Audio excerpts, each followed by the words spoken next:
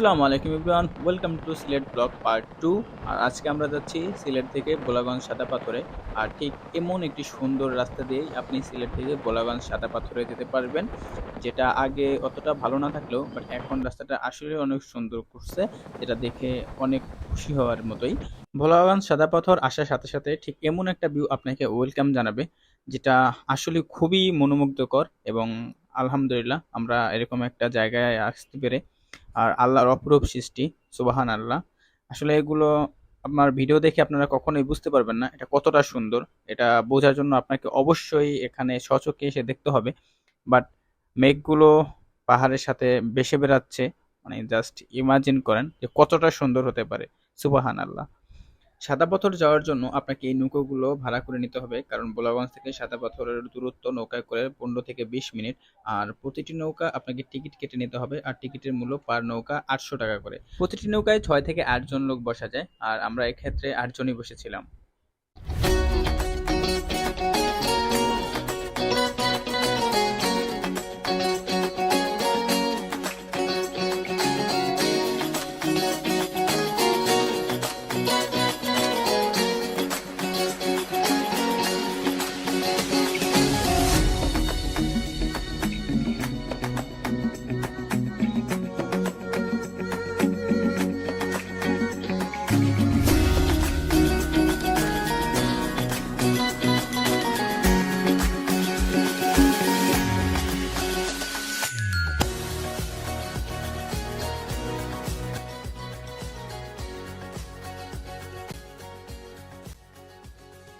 এখন আমরা আছি ভোলাগঞ্জ সাদা পাথর, আর সামনেই হচ্ছে মেঘালয় আর ইন্ডিয়ার বর্ডার। সাদা পাথর মেঘালয়ের কুল ঘেঁষে হওয়াতে মেঘালয়ের ঝর্ণার যে পানি, সেই পানি হচ্ছে এই নদীতে প্রবাহিত হয়, আর তার ফলে এই নদীতে প্রচুর পরিমাণে আপনার স্রোত থাকে। আজকেও অনেক স্রোত ছিল, তাই অনেকেই গোসল করতে পারতেছে না। আর পাশেই কিছু ছাতার ব্যবস্থা আছে, যদি কেউ বসতে চায় তো ভাড়া নিয়ে বসতে পারে।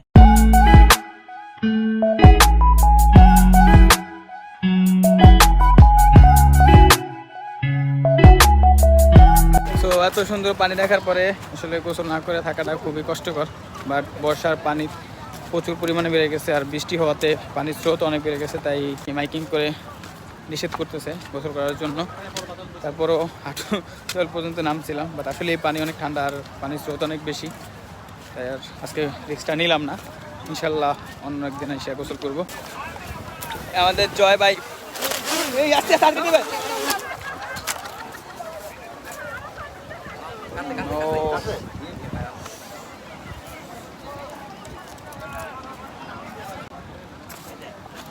আমাদের একজন টিমমেট অনেক গুরুতরভাবে আহত হয়ে গেছে দৌড়িতে, যে আসলে তরুণটা উঠতেছিল না, আর উনি যখন পরে যেতে নিয়েছিল তখন হাত দিয়ে উঠতে নিছে, আর তখন ওনার হাতটা অনেক গুরুতরভাবে কেটে গেছে, উনি অনেক হাইলি ইনজুর্ড হয়েছে।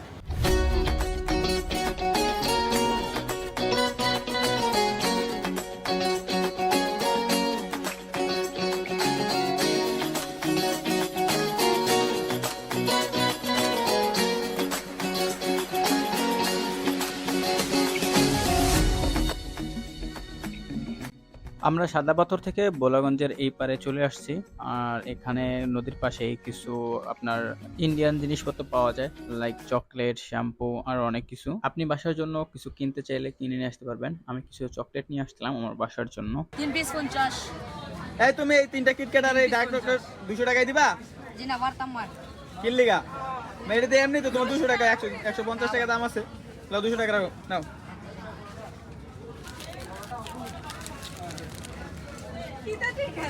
আমরা সাদা পাথর থেকে গোসল তো করতে পারি নাই, তারপর যতটুকু ভিজছি, দেন ওখান থেকে ব্যাক করে এখানে একটা রেস্টুরেন্ট আছে, এই যে রেস্টুরেন্ট, ওনাদের এখানে খাবার খেলে ওনাদের এখানে ব্যাগ রাখতে দেয়।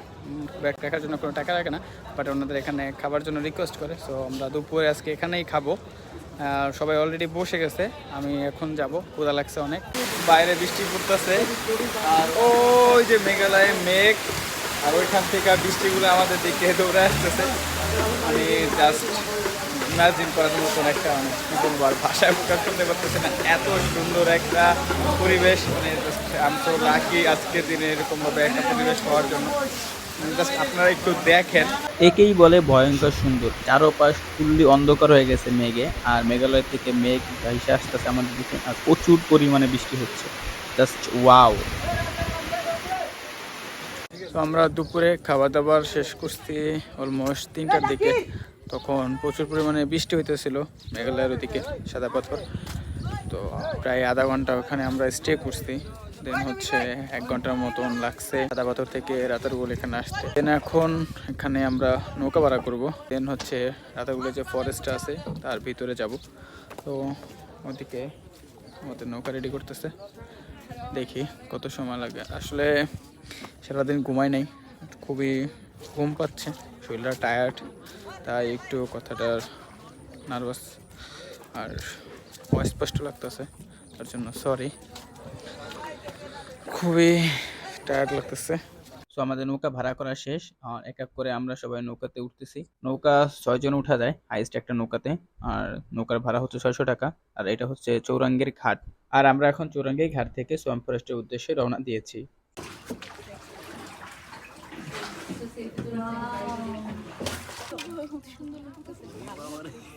সো আমরা অলমোস্ট ১ ২ ৩ ১০টার মতো নৌকা আছি, প্রতিটি নৌকাতে ৬ জন করে।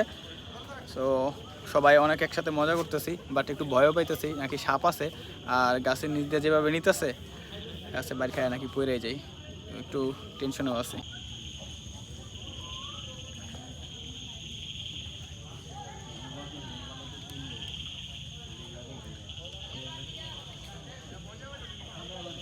I know you told your friend you're not okay. And tell me what's wrong and why you never said you felt that way. And guess you're trying to stay strong and fake a smile until I look away. But I've known you too long, it hurts to watch your blue eyes fade to gray as you fade away. As you fade away.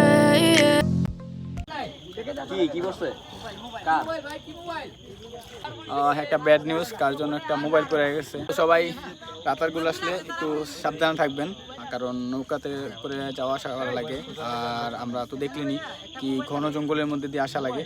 So সবাই নিজেকে save করবেন, নিজের সাথে যদি কোনো mobile বা purse থাকে, money bag থাকে, সেগুলো একটু সেভ করার ট্রাই করবেন। কারণ আমি যেখানে বসেছিলাম এখানে আমার পাশে ২-৩টা চোখ ছিল, আর আমরা সাপও দেখছি, বাট আমি যদিও ক্যামেরাতে আনতে পারি না এই সাপটা। আর এই হচ্ছে সে ওয়াচ টাওয়ার, খুব ঝুঁকিপূর্ণ অবস্থায় আছে, আর পানি হওয়ার কারণে উঠতে পারি নাই।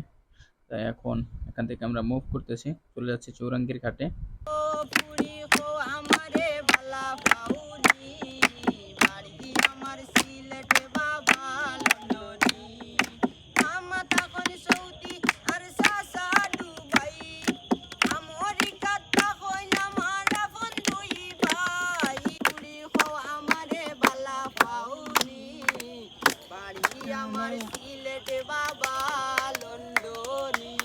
ভাই, রাতারগুলের যে স্পটটা ঘুরে আসলাম, কেমন লাগছে আপনার কাছে?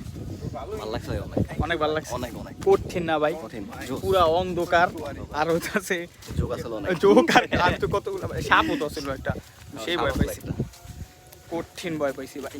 রাতারগুল থেকে আমরা সিলেটের যে তারবিহীন রোড সেখানে চলে আসছি। আর এখানে আসতে আমাদের অলমোস্ট ৪০ থেকে ৫০ মিনিটের মতন সময় লাগছে। বর্তমানে আমরা এখন এই তারবিহীন রোড দিয়ে হাঁটতেছি। আর তারবিহীন রোডটা হচ্ছে মেনলি হযরত শাহজালাল মাজারের যে মেন গেট, সেই গেটের যে রোডটা সেটাতেই। আর এটা হচ্ছে হযরত শাহজালালের মাজারে ঢোকার মেন গেট।